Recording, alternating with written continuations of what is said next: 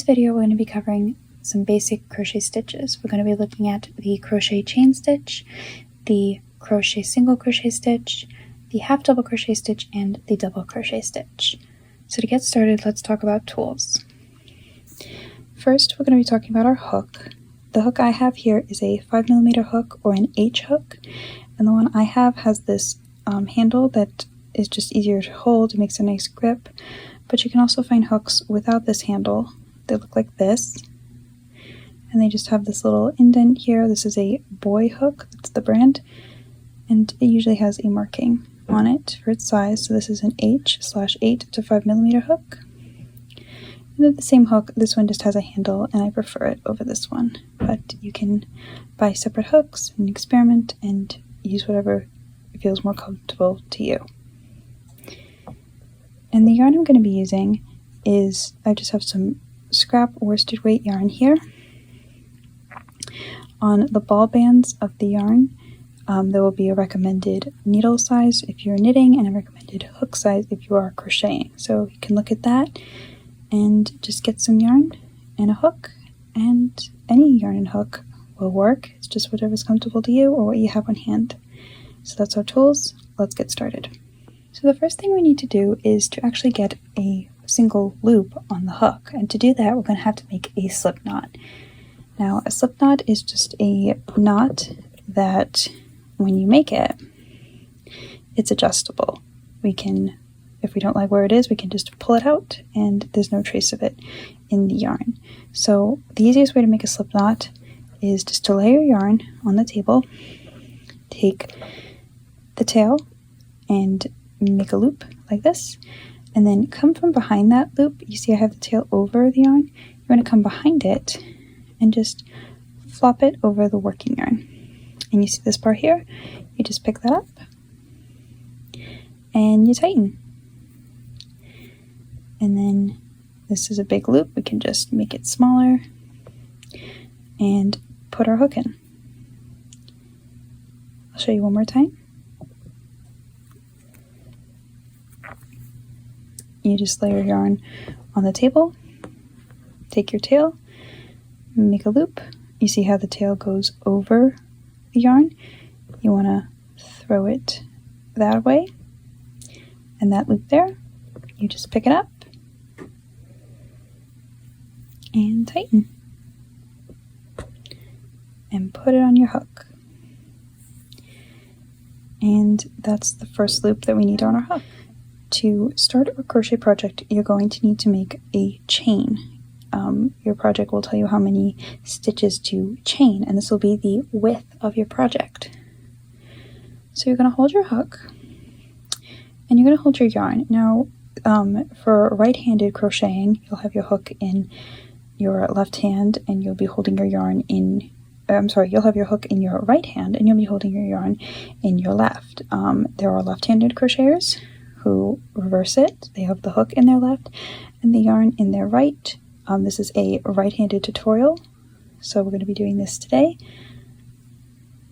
But if you find that you are if this isn't comfortable for you, if you want to experiment with holding the hook left-handed crocheting, then you can find another tutorial for that. And maybe I will have a tutorial for that on my channel in future.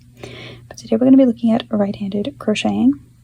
And so we're going to have the hook in our right hand, and we're going to hold the yarn in our left. And now everyone holds the yarn a little bit differently. How I think most beginners do, and how I hold my yarn, is I wrap it around my pinky, and I take my index finger, and I hold it like that. And this is a way to make sure that our yarn doesn't flop away from us. So this is something you'll practice at as you continue in crocheting, but you just want to hold it in a way that is most comfortable to you. If you just want to hold it between your pincher fingers like this, that's fine, but it's whatever is most comfortable for you. It takes some practice. So now we're holding our hook and we're holding our yarn, and we need to make a chain. To do that, we're going to take our hook and we're going to go around the yarn, and then we're going to pull it through the loop on our needle on our hook. And that's a chain. We made this little V, that's a stitch. We just chained one.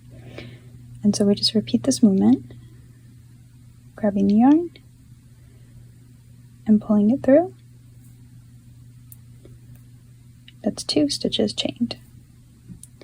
So this is the crochet chain stitch.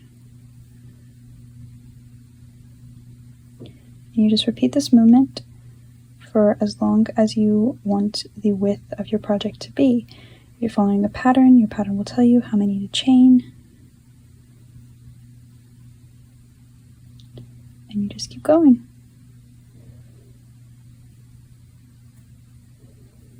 And that's the crochet chain stitch. Now that we've made our chain, we're going to look at the first crochet stitch, and that is the single crochet stitch. So you're going to chain as many stitches as you want your project to be wide, and I've chained 10, and then you're going to chain one more. So I have 11 chains total, and each chain is just one of these V's. So 1, 2, 3, 4, 5, 6, 7, 8, 9, 10. Then I have one more chained. So this chain, I'm not going to work this chain, it's just called the turning chain. And what this chain does, it helps make my work, it provides a turning point so that my hook, I'm going to make the stitches, they're going to be all level, my sides are going to be level. It just makes a little bit extra height so that the sides of my work make all my stitches even. I have the same height on the sides as I will when I work my stitches, and that'll make sense in a second. But I've chained 10 and I've chained one more, so I have 11 total. And so we're gonna work the single crochet stitch. So I have the loop on my hook, and then I have the loop right below it, the first chain stitch.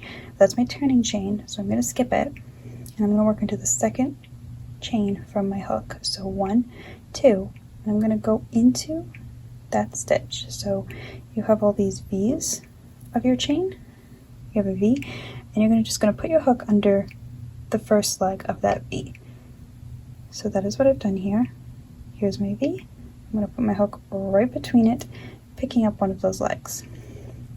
And just like with the chain stitch, you're just going to grab the yarn with your hook. You're going to pull it up.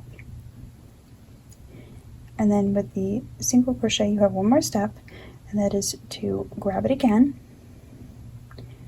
and pull through both loops on your hook.